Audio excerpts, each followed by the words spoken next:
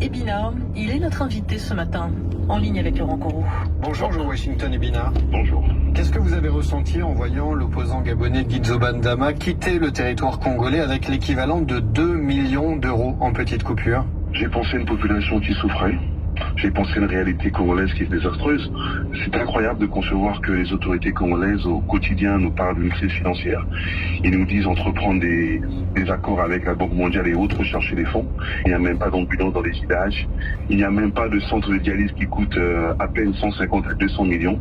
Et on voit un individu qui sort comme ça sans explication. Pour nous, c'est un scandale. Sinon, c'est une indifférence à la misère des Congolais. Mais qu'est-ce qui vous fait penser que Guidzo Bandama a pu toucher de cet argent des autorités congolaises? Mais il revient du Cet Congo. argent est une somme très importante. Donc aujourd'hui, être capable de sortir autant d'argent et sans être inquiété, parce que il faut aussi avoir une certaine assurance de sortir autant d'argent avec des valises d'argent. Donc c'est justement le transfert d'argent qui pose problème. Dans le fond, nous sommes sûrs que les banques congolaises font ce genre de transactions sûrement régulièrement, pratiquement tous les jours. Mais cette manière de sortir de l'argent avec des valises d'argent sur des routes comme ça, avec quelle sécurité, avec quelle assurance, cela pose problème. Guidzo Bandama a été entendu par le procureur de Franceville au Gabon. Il est notamment accusé d'intelligence avec une puissance étrangère. Est-ce que du coup, selon vous, il y a des choses qui doivent être clarifiées côté congolais? Mais bien sûr. Obligatoire, cet argent vient du Congo. Ben alors. Cela fait déjà 4 jours, mais le gouvernement congolais n'a pas donné d'explication. Nous demandons qu'il y ait une explication du gouvernement. Mais même l'opposition. Il faut expliquer à ces pauvres Congolais, à ces retraités qui ne touchent pas leur pension, pourquoi il y a autant d'argent qui circule et pendant que eux n'arrivent pas à vivre correctement. C'est un scandale. Il n'y a pas d'eau, il n'y a pas Nous demandons d'électricité. qu'il y ait une explication judiciaire à ce sujet.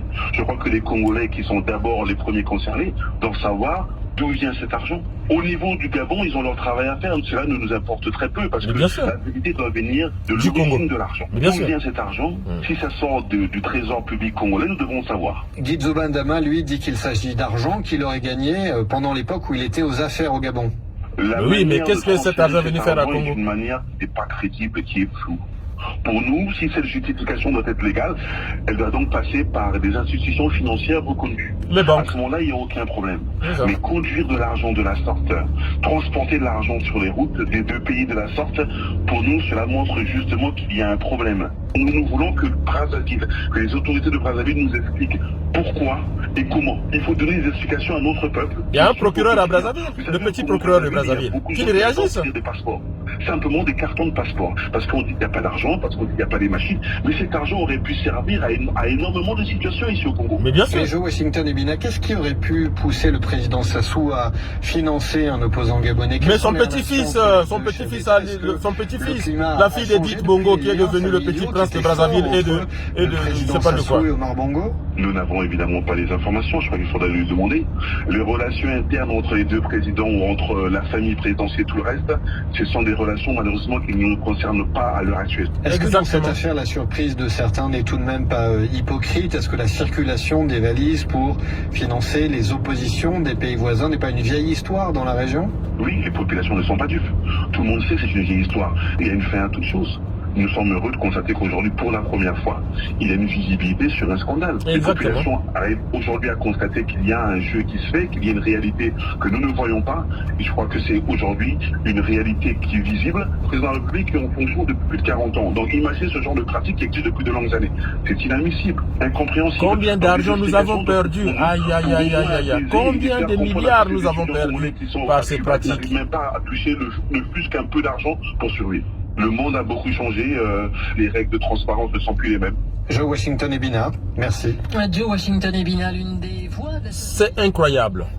Là, en octobre, les enfants congolais de Brazzaville vont aller à l'école. Les écoles insalubres, des écoles médiocres. Pas d'outils pédagogiques pour nos enfants.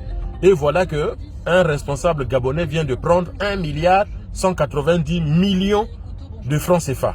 Oui, il faut que le Congo-Brazzaville, le gouvernement congolais doit s'expliquer, mais même l'opposition congolaise doit quand même monter au créneau. Regardez ce qui se passe en Iran. Une jeune fille a été tuée par la police de mœurs. Regardez ce qui se passe. Poutine vient de déclarer la mobilisation partielle. 300 000 personnes dans les rues de Moscou, dont 1500 qui ont été arrêtés.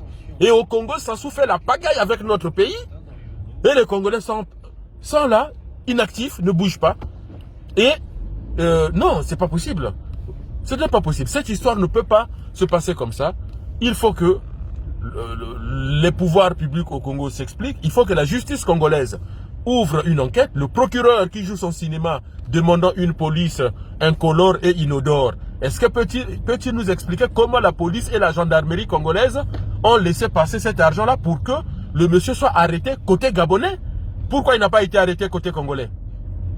Il faut donc chercher au Congo où cet argent était enterré.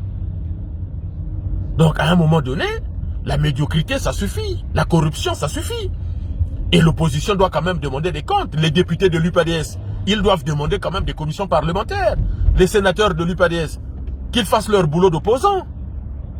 Les députés et sénateurs de Yuki, le député de Muyonzi, c'est l'argent qui devrait servir au développement du Congo.